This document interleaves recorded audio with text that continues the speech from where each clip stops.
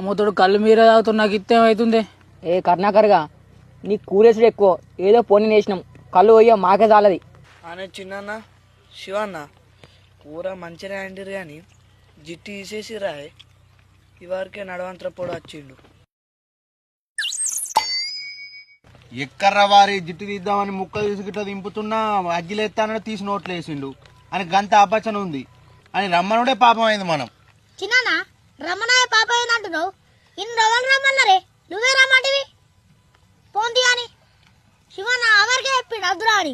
ఏంద్రా చూస్తున్నావేంద్రా విడిగుట్లేసుకొని, నేను చూస్తే నాకు పేద మండుతుంది. నువ్వు ఆయన సప్పేట దొంగతనం చేసినావురా, నువ్వు ఏత్త నేను అవు కర్ణాకరు నీకు ఎట్లా తిండిపోయినా పడుతుందివా, అల్లోకై తిట్టేది తిడుతున్నావు, నువ్వు తినేది తింటున్నావు. నాలోరా మనోలేనా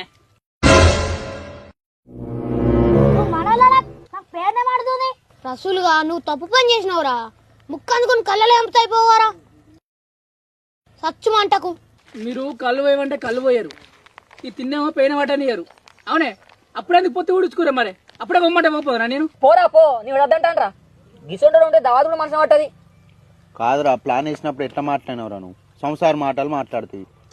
ఇదేనారా దొంగతనం చేసుడు, ఏదో పోంతి ఇంత బాడకట్టోడు అది ఇది కాదని పోంతి ఊకున్న కొద్ది మళ్ళీ నువ్వే రెచ్చ కూడా పడుతుంది అందరిని.